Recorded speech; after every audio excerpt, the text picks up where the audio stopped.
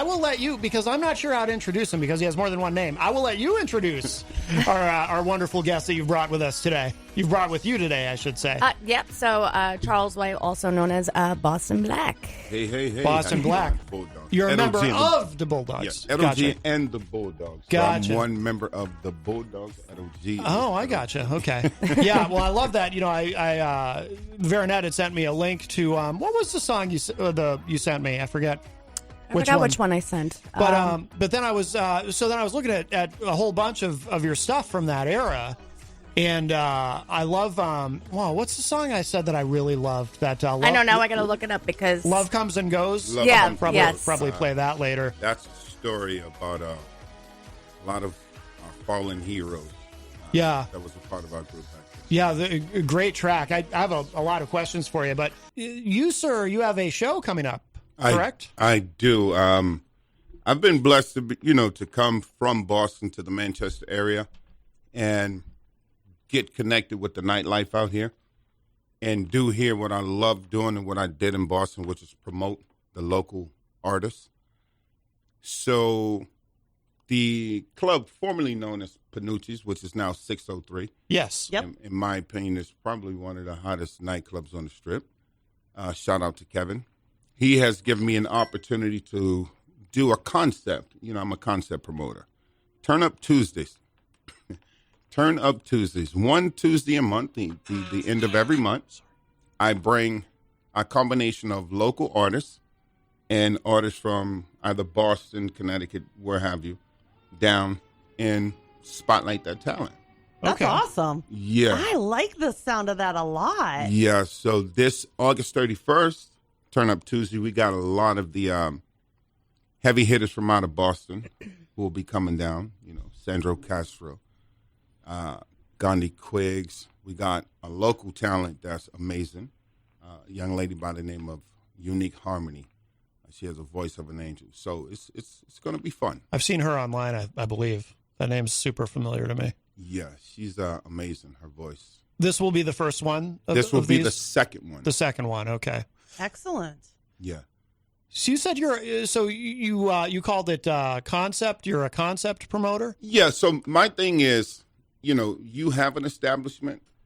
What you do on Fridays and Saturdays is locked in stone. You don't need me to come in and do anything. So, I like to take an establishment, where the ebb and flow of the clientele on a Monday, Tuesday, or Wednesday. Yeah. I want to bring a concept there. Yeah. I want to make it become a thing. Yeah.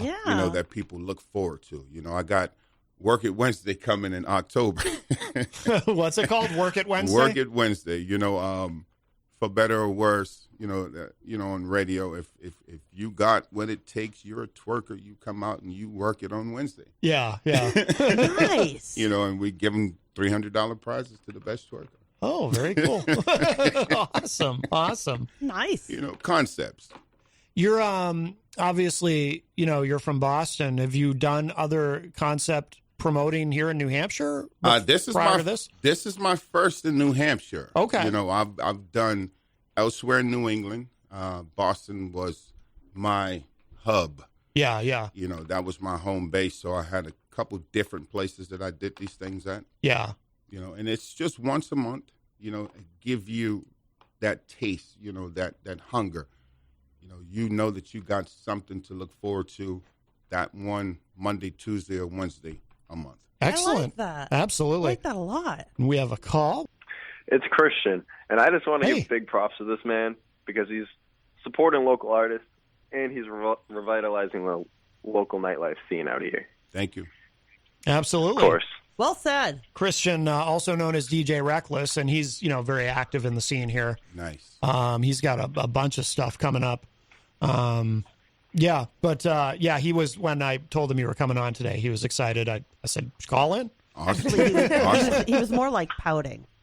Yes. If I had known. Yeah. And if I might add, because I truly don't know all of the artists here, I have been looking for the artists, the local artists, to send me their music, Yep. To connect with me so that I can put you on the stage. Yeah. Well, you came to the right place at WMNH. Hey. Yes.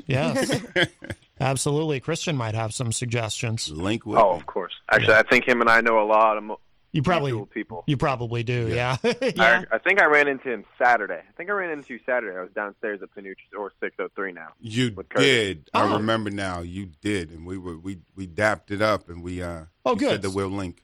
Excellent. Very good. What do you have tonight, Christian? You've got I can't keep it all Well, straight. I'm going out to Cheers and Beers. It's the grand opening. Tonight's the grand I opening wanna of go Cheers and support Beers. the homies. Yeah, excellent.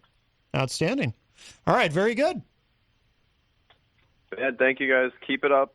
Keep revitalizing the scene. It's great to have you and see people caring. Yeah. For lack of better wording. Yeah. Thanks, brother. I love music, man. I love hip hop, man. Of course, that's the main reason I got into DJing. Definitely. All right, Christian. Thank you for the call. All right, thank you. All right, bye-bye. Christian Lacoste, also known as DJ Reckless. Yeah, he's got a lot going on. So you started out as a performer, obviously, right? Or... I did. I was probably I was young, we were 16, 17, just breaking into the music scene. And we didn't know what we wanted, what the positions anybody was going to play in the group. Yeah. So I don't mind the mic. I don't mind the stage. So I was like the hype man / road manager / Yeah.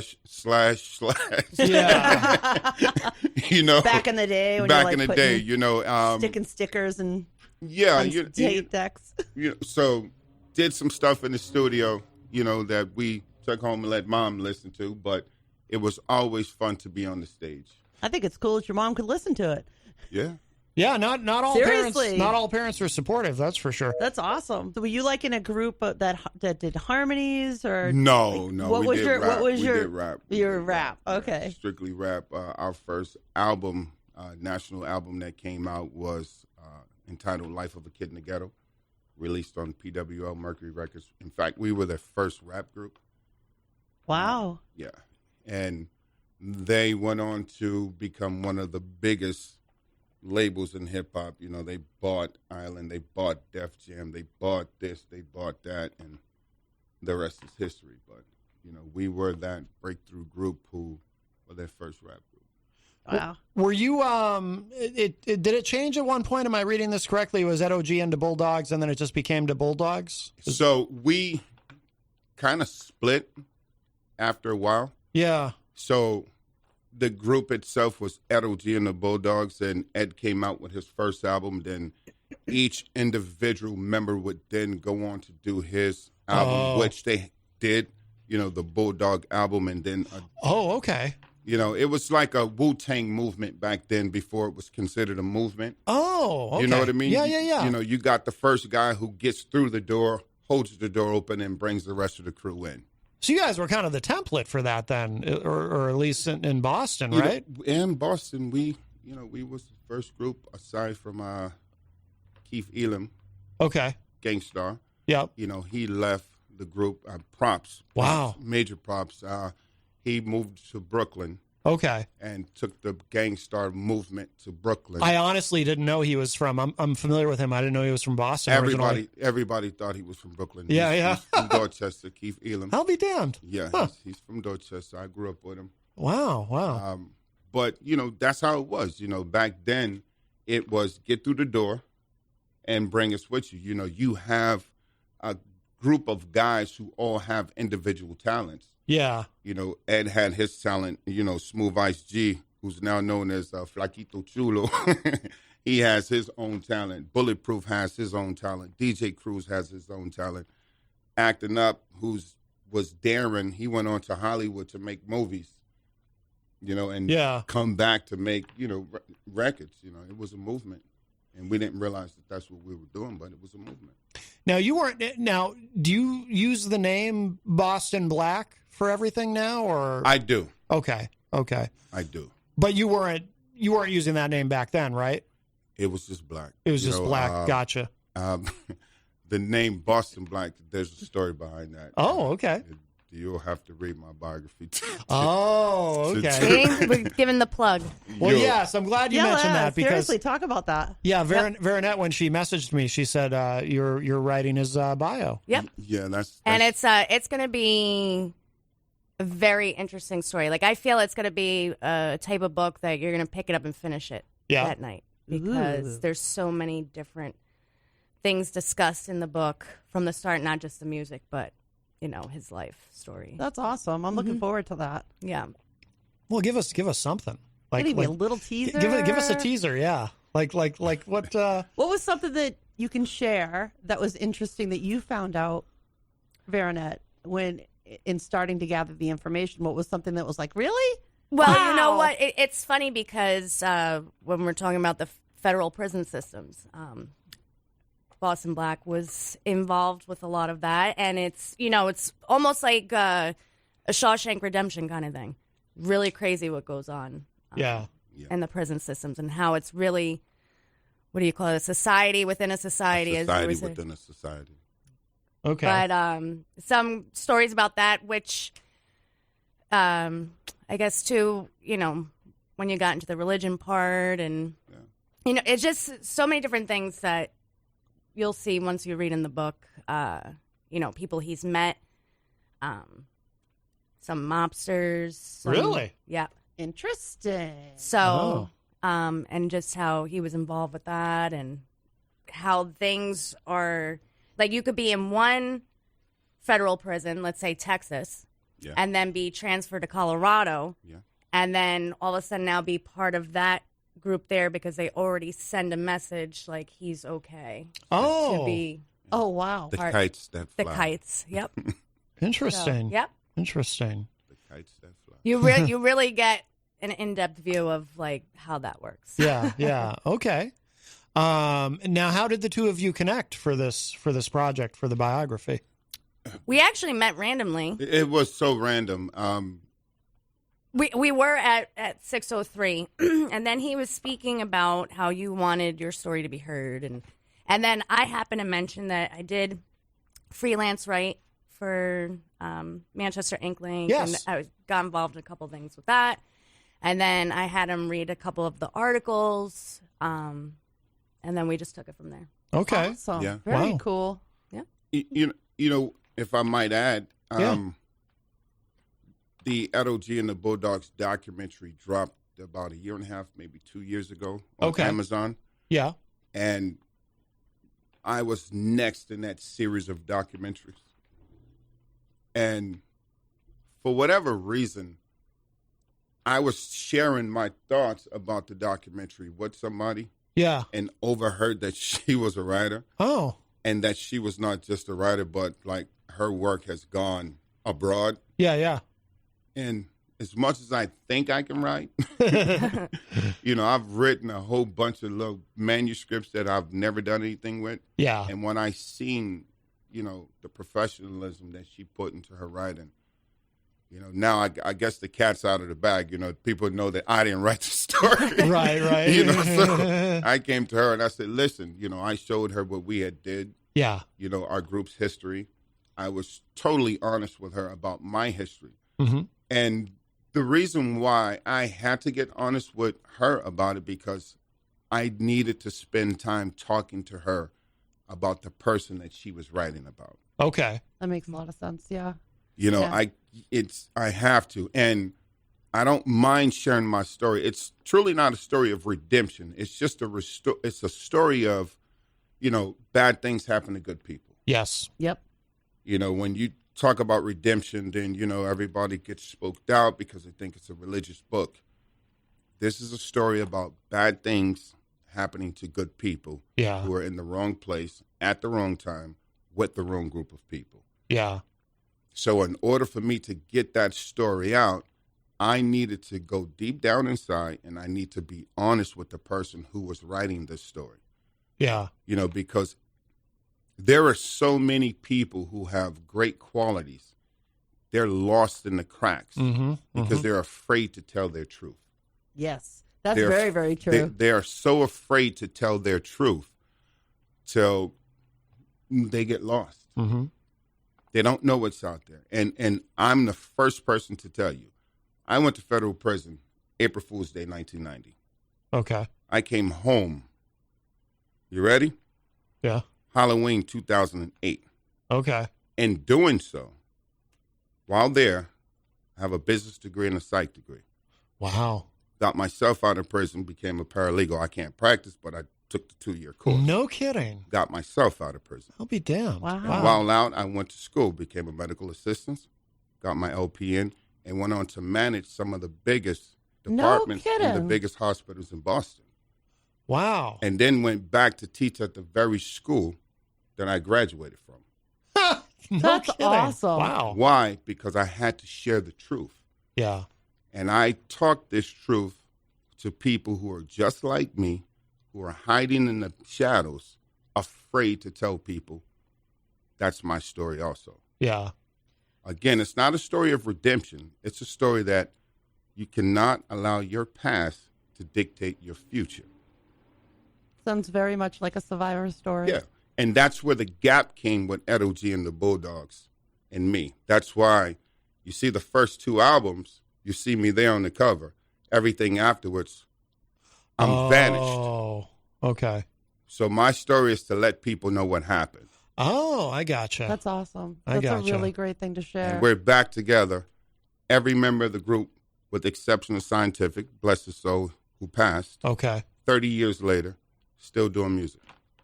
Oh, so you're back together now? Most definitely. No kidding. That's Oh. awesome. We had our 30-year, we performed for the first time in over 20 years on stage together, all of us. Wow, no kidding. That is At so 603. cool. No kidding. That is so cool. That's amazing. That must have Wow. been surreal. It was. So my story is to let people know that, thought is the cause of it all. And if you apply yourself, you can change your existence. You can change your reality. Yep. I'm right there with you. Was there a moment for you where something kind of clicked? Because you obviously you started really going hard at getting an education while you were in prison. Right? Now you're getting into the book. Yeah, now you're getting into the book. It's Well- a chapter in the book. Should I? Not too No. much.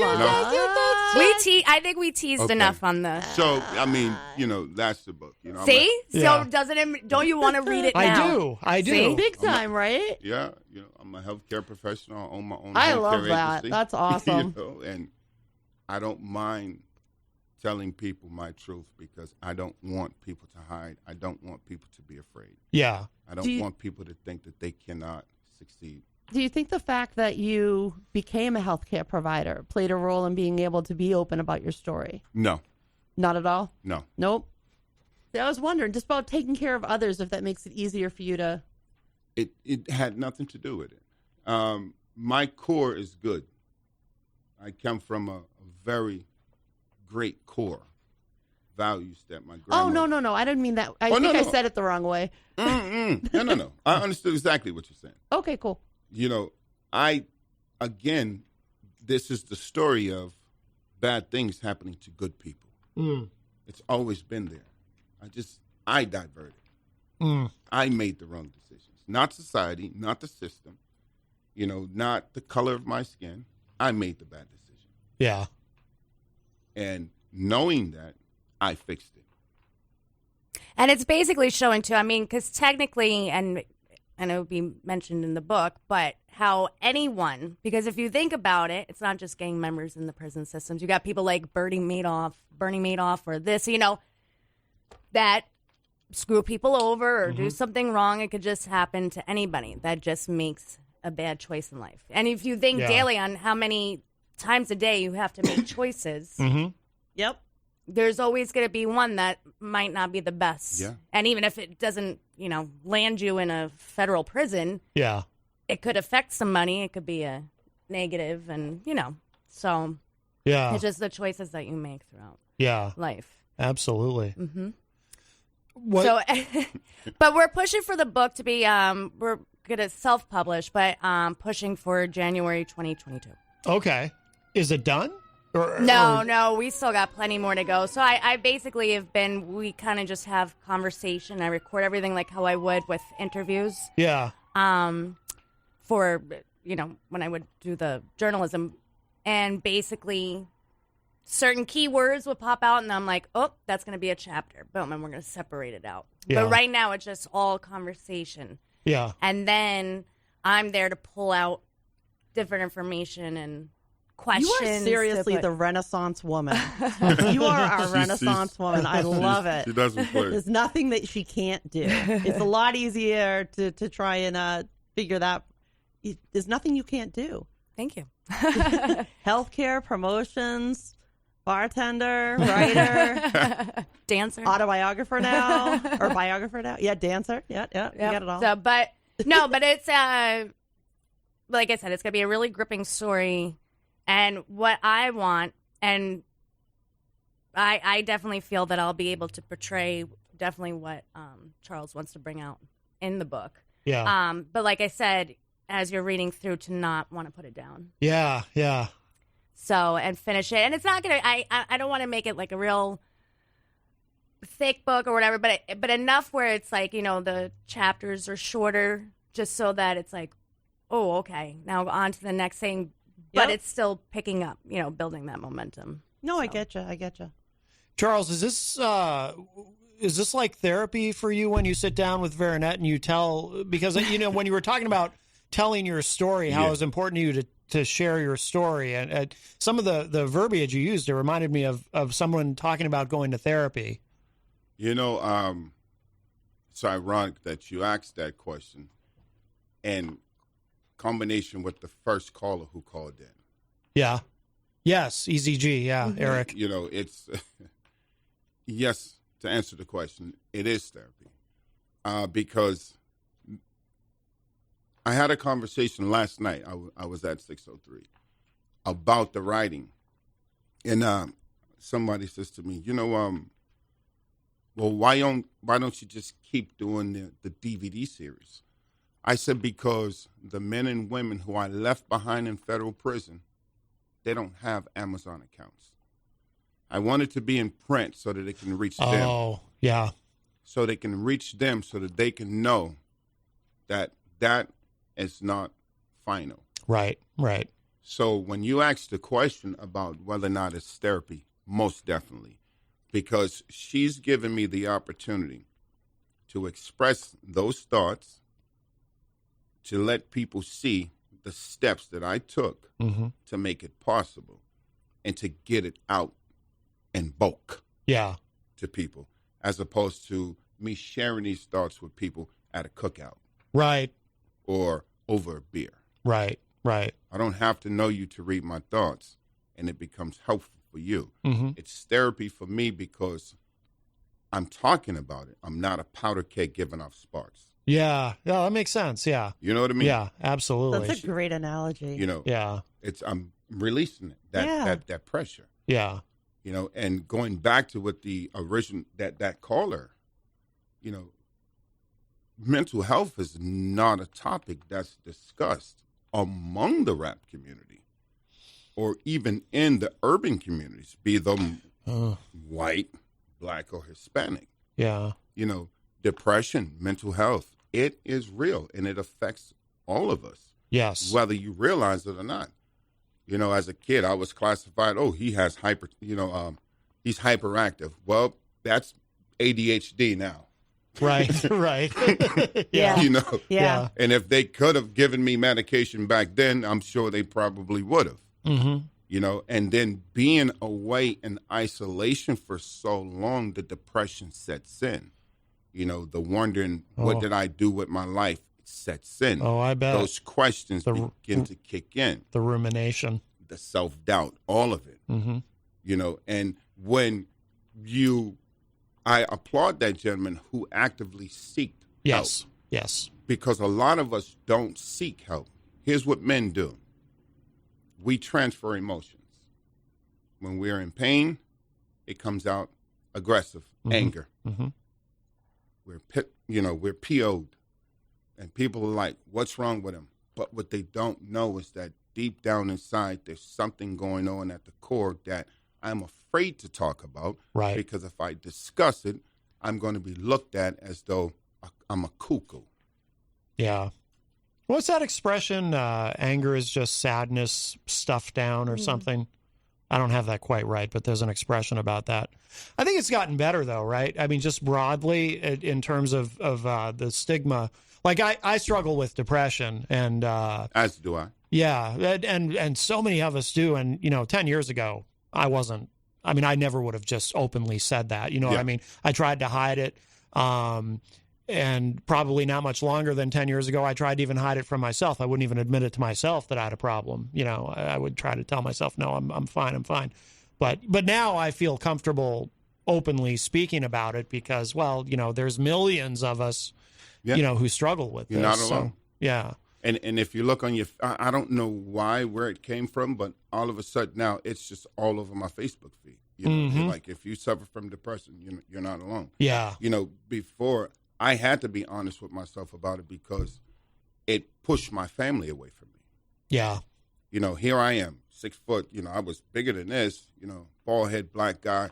I'm the rock. I'm the strength of the family. I cannot tell them that I have issues and bouts of depression, sadness. I'm supposed to be strong for everybody. Mm-hmm. But when you give yourself continuously to people, you become emotionally bankrupt. You have nothing for yourself when you need it. Mm-hmm. So people begin to ask the question, what's wrong with you? Oh, well, I some stuff on my mind. That's how we chalk, that's how we chalk it up. Yes, I got some know. stuff on my mind. Yeah, exactly. I'm afraid to tell them what's really on my mind. Yeah. Why I stay in the room for days on end, why I just shut down, become a recluse and don't talk. Mm-hmm.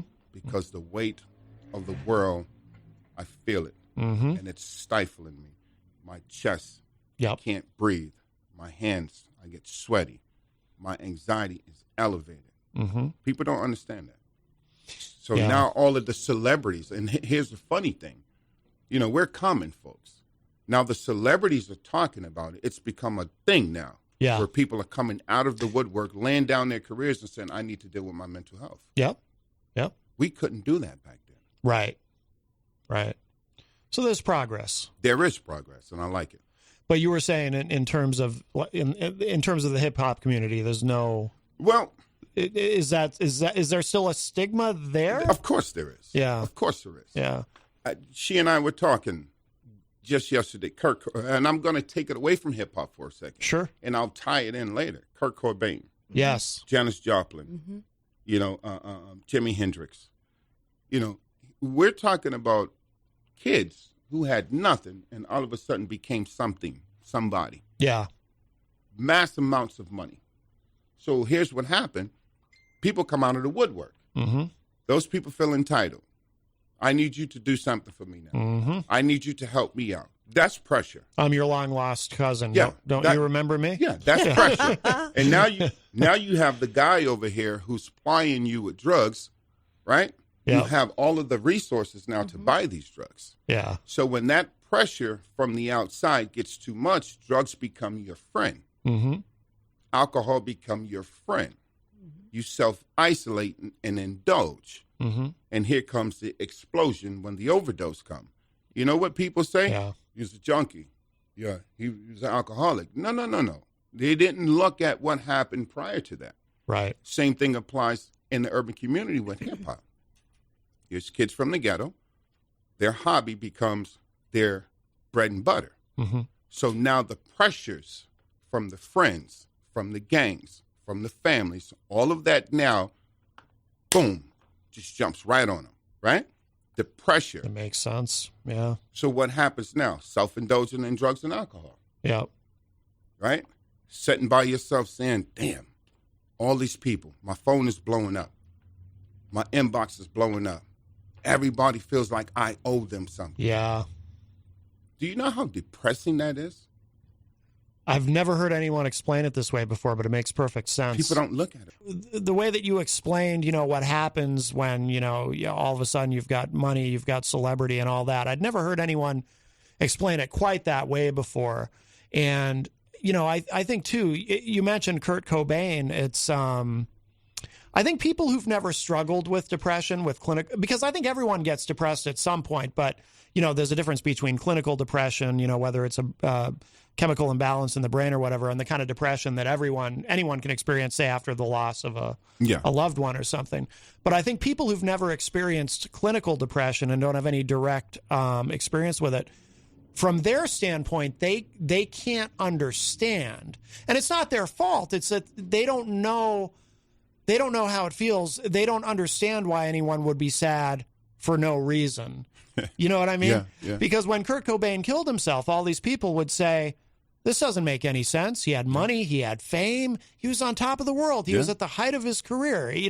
How could this man take his own life? And it's like, well, he was depressed, and it wasn't, he didn't necessarily need anything to be sad about. That's the nature of that beast, of that demon that is depression. And it goes to show you that these things, too, if you think about it, and you hear about it all the time, as cliche as it is, where it's like money can't buy you happiness. No. You're like, it helps, pay the bills, and, you won't have those worries. Mm-hmm. But at the end of the day, if you don't fix what's inside of you and what's really going on, and you have that open conversation with yourself, you write it down, you do this. And even when I moved back, you remember that whole, I was having all that, those panic attacks and whatever else. And even though I didn't feel anything was happening, like it wasn't like I was sitting there thinking, oh, I'm having an issue, or whatever. It was something maybe subconscious or whatever. Yeah. But, like even at work where I almost had a stroke. That's why I'm moved back. And then I was getting these panic attacks. Remember, I couldn't breathe. And all of a sudden, I go, where's this coming from? They can truly feel like you're having a heart attack. Yeah. Which is why you got to go to the hospital, because you don't know which one it is. Right. Yeah. Right. And you got to get the right treatment But for it's just crazy how it could just happen. Well, and, I think this is such a great topic, especially to talk about men's mental health, because I don't think we talk about it nearly enough. Mm-hmm. But we can see the other examples. Chester Bennington, look what happened there, and what happened, and who passed away right at the same time. Chris Cornell. Chris Cornell. Yeah. They both committed suicide within a very short period of time of one another. Yeah.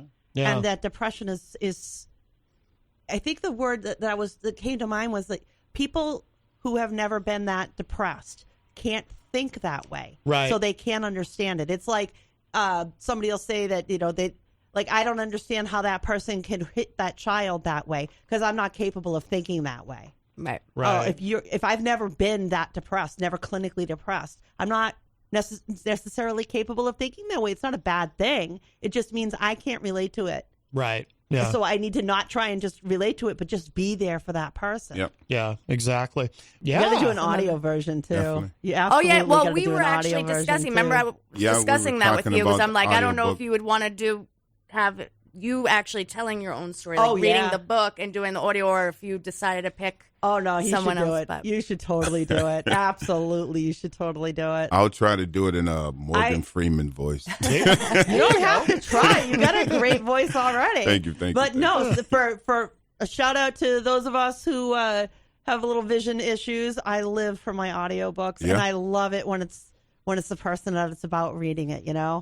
I'm so into that. You got to do it. You got to, because you know what? You can tell your story from an emotional point that has so much more power. Yeah. Mm-hmm. Like Tori Amos did a book recently, Resistance, I think is what it was called. And to hear her tell her story, but then read her lyrics as her poetry was so powerful. Yeah. And you got to do it. Plus, you got a really good voice there, let me just say. See, so it might actually work. So. Got a nice voice down there. I would imagine in prison, it's, what do you do if you're struggling with mental health issues and... They lock you up. They put you in a shoe.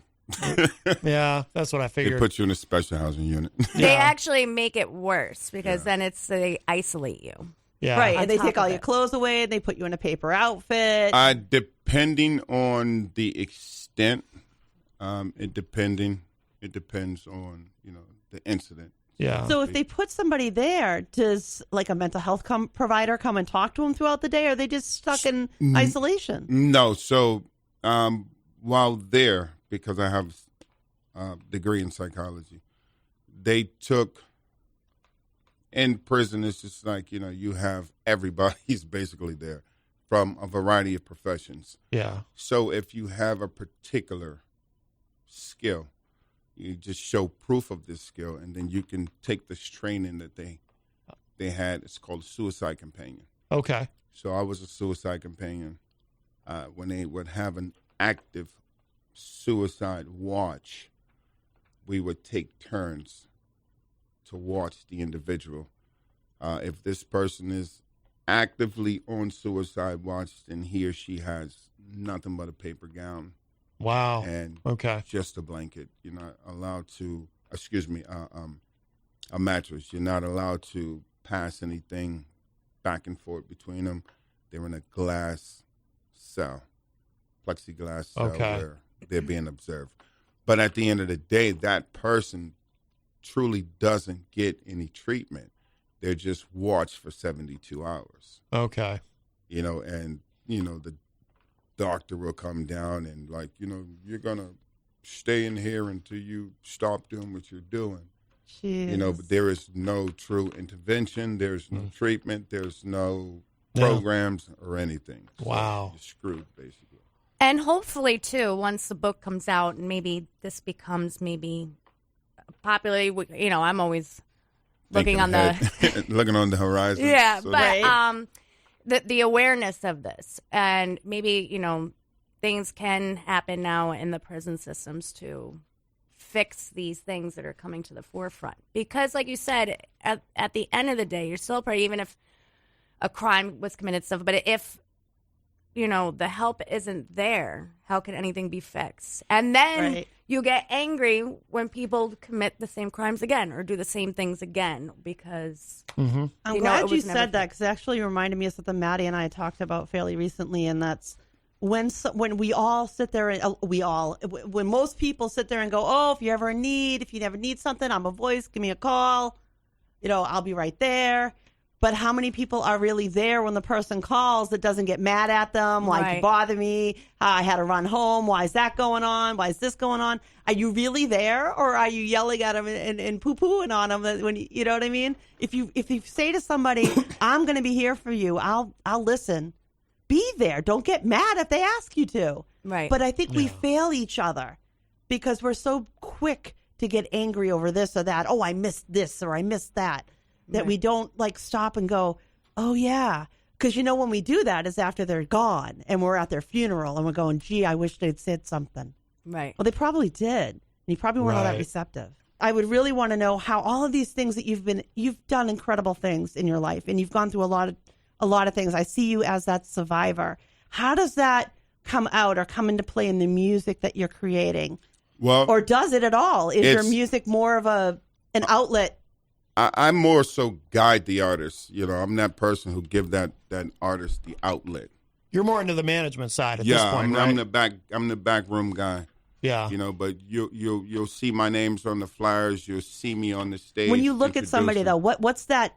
Do you look for something specific that goes, yeah, I want to highlight that soul. I want to bring that energy to the stage, or is there something that just you look for, a quality that you look for in your artists? No. It's a old Italian guy told me years ago. He says, "Charlie, baby, you got it." And I said, "What?" He said, "I don't know, but you got it." That it. Yeah. Right? So, case in point, I'm sitting outside 603 before the whole name change, and I'm having lunch, and I hear this voice out of nowhere. I didn't realize how close it was to me. And I turn around, and my eyes are just glued to this young girl sitting in the corner, singing at the top of her lungs, singing her heart out. And this lady came over, and she's like, keep going, girl, keep going. And I just sat there, and I watched her just sing. And she touched base on 4 or 5 different genres of music. Mm. And she was like, well, what do you want me to sing? You want me to sing a country song? And she did it. And whatever the girl asked her to sing, she hit it. Wow. And I waited for a couple of days because I didn't want to come across as like the creepy guy. Yeah. You know what I mean? Yeah. I was watching you from the corner of the room. I said to her a couple of days later, I said, you have an amazing voice. She says, how do you know I can sing? And I says, I heard you the other day. that sparked the conversation. I said, have you ever done music before, professionally? Was she performing there, or she was just at the table in the corner just server. singing along? She's the young lady who serves the drink. This is Unique Harmony. Oh, that's awesome. Uriah. Okay. See, I'm not familiar with that artist. I talked to her, and I says, I would like to bring you to Boston to our studio and have you sing for my guys. And, she was like, sure. And one Thursday, we sent her the address, and she came down to Cruise Entertainment in Attleboro. We got a big studio down there, and she blew those guys away. Wow. So I says to her, I want you to do my show on July 27th. And she came down, and she did the show on July 27th, and it was such a demand for her that I'm putting her back on the show for August 31st. And we actually sent her music so that she can write to. Yeah. So it's stories like that where these voices just come out of nowhere. I remember as a kid when I would go to the radio station, 95.3 FM Street Beat in Harvard Station. It was on Quincy Street downstairs from the fire department. I was real young. And you would hear this lady strumming her heart out, singing, Homeless Lady. Well, years later, this lady became Tracy Chapman. No kidding? No kidding. Wow. I love her. I So, love her. You got another part of the book. Music, you never know who has that voice. That is so cool that you found somebody you see that in movies, but you don't think it happens in real life. She's amazing, and we are trying to work with her to make her a star. And this is someone you're going to have at 603? She's going to be there on the 31st. Her name is She Uriah. currently works there now. She works there. Oh, okay. Wow. She works there, and her voice is beautiful. Oh, see, now I'm kind of curious here to go hear that voice. Her stage name is Unique Harmony. I like that name. I do like that name quite a bit. She's amazing. By the way, do you ever run into a situation where you meet someone, an artist who you see something in them, they have that it, but then you kind of maybe you get to know them or you get to work with them, and then it turns out maybe they don't have maybe they have the it, but they don't have any. See, because there's a hollow hole behind. Well, the thing is, because I used to do a lot of promotion, local promotion and stuff. I've gotten away from all that, but I used to do that, and like when we used to have the Uptown Tavern up the street, I did a lot of shows there where I'd book a bunch of bands on a night. Yeah. But and I did a little bit of artist management, but I came up with an axiom. I always said everyone wants to be a star, but only as long as it's easy. Yeah. Because I just would run into so many people who. They might have all the talent in the world. They might have it, but no motivation, no drive. We talked about that. Stop for a we second. actually talked about that. Really? Because the thing is, no one wants to push. Yeah. You have to do some of your own legwork, too. Yeah. Oh, yeah. They just think they're going to go from home. Matt doesn't know anything about people expected to do their own work. Crazy Joe. Yes. Oh, my God. Our friend Crazy Joe. I'm laughing because I don't know if you go back, you and I are Facebook friends now, so I don't know if you go back and see any of my old posts. And the other day she says to me, what was up with that post? And people were inboxing me like, you just went crazy on all artists. Oh, I love that kind of stuff. I'm going to have to look for that, yeah. I was basically saying, like, I have a platform for you. Mm-hmm. I have laid out the map for you. All you have to do is get here. Yeah. And there is a lot of artists who think that because they got 5,000-10,000 views on YouTube, that they're superstars. Yeah. Oh, yeah. And, you're not a superstar when you're singing for your mother, your brother, your sister. Yeah. That's family. Those are not fans. Yeah. And then when artists are up there and they're challenging each other, make some money first, make a name for yourself. Don't come out the door with the boxing gloves up. Right. Relax, man. Enjoy the ride. Yeah. And you look at, I have found just from being on YouTube or guys sending me random music, there is a lot of talent here. Mm-hmm. Oh, yeah. in New Hampshire. I'm getting music right now as we speak. Yeah. People are sending me Oh, links I believe to music. it. Yeah. You know, and Boston has some of the greatest artists. You have artists like Made Men, RSO, Fam Feta, Sandro Castro. These artists, they know that there's work that need to be done. This business is an action-oriented business. You cannot go in the studio, do a demo, and sit home and wait for people to come and buy it. Right. Radio spots, videos, DVDs, what have you, those are just marketing tools to make your fans want to come out and see you. Yes. That's all they are. Yeah. So that means it's going to take work, and a lot of people don't want to do the work right now. I think that's part of today's society, though. It seems like because we're such a have it yesterday society, I need my satisfaction now. Yep. It seems like, especially personally for younger folks, I have found it difficult to say, you slow down. You got to get some experience going. You got to get in there and do the job and earn a name and earn a reputation, and that takes years. It's not a week. It's not overnight. It's not go watch a YouTube video and you're good to go. And I feel like today's society is just so I wanted it yesterday that sometimes it's hard to find people willing to put in the work to actually get there. Well, on that note, I'll give you all some homework. Oh. Go on to YouTube. There is a video. It's called Millennials in the Workplace. I think I've seen this, actually. Wait a minute. Isn't that what we are? Base. No, we're not that. It hits the nail right on the head as to what you just said. I bet. And I used it as a teaching tool. Yeah. Millennials in the Workplace. And then you can inbox me and tell me what you think, or you can put it on the post and tell me Millennials in the Workplace. I have to check that one out. You'll appreciate this, Charles. I used to always, when I would do shows, I would talk about the mythical record company scout. These people who think that, they're going to go and play some shows in their local bar. They're going to play a couple times. And then the mythical record company scout is going to show up one night and be so impressed that he's going to whip out a contract with a 10-album deal. And now you're Pretty Woman. And then the next day you're on a plane flying to the Playboy Mansion for a meeting with some executive. But they still have that place? I thought he died. Yes, a wrap. He died, I think. The place still stands. Yes. His daughter oversees the operation. Oh, I didn't know there's that. still a bunny house. Oh, yeah. I did not know that. But I want to make sure we promote, it's August 31st? August 31st, Turn Up Tuesdays Club, 603 Bar and Grill, Manchester, New Hampshire.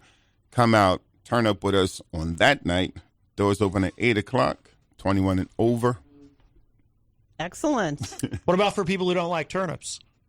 Well, I can't be the first one to use that Seriously. joke. All right. Is that like a dad joke? That was terrible. Well, wah, wah. am I the first one to use that joke? I've never heard that. Everybody likes to turn up. Man. Okay. You just don't know. It's a natty thing. Yeah. But by the way, is there somewhere people should go online specifically to keep up with everything that you're doing? Because obviously you're doing other events. Yeah, they can. Right now, a lot of the stuff that I'm doing is at 603. So please go on 603's Facebook page, like them, friend them, share them. It's 603 Bar and Grill, Manchester, New Hampshire. Or you can find me on Facebook, Boston Black. Of course, you and I are friends. So Boston Black, you'll see an image of me with the mic in my hand that says, "We can do this. I'm vaccinated." And my group, LG and the Bulldogs, are in the background. But 603 Bar and Grill, like their page, share their page, look at their fan. They have a lot of the upcoming events that I'm doing. Yeah. You can follow us there, or you can just go straight to Boston Black. And for the book, we're looking at January, you said? January, probably? I'm hoping to start getting That's it awesome. out. Yeah. I want to push for that. Might go a little over, but let's see. How much of an adjustment, by the way, was that when you came out? And we've got Facebook and things like that. Can I just one thing about when I first came, please?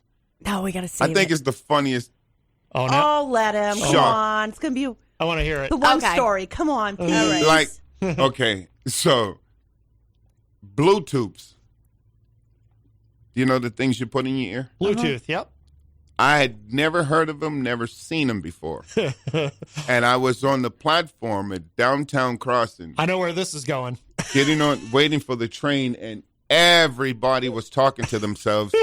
And I was like, huh? And people were like giving me the finger, like, shh, pointing at their ear. I'm like, what the heck is going on? Yeah. Everybody's crazy. It's like, wow. Yeah. Flip phones, I'm forget about it. Yeah. Culture shock. Yeah. Yeah. Everybody was crazy.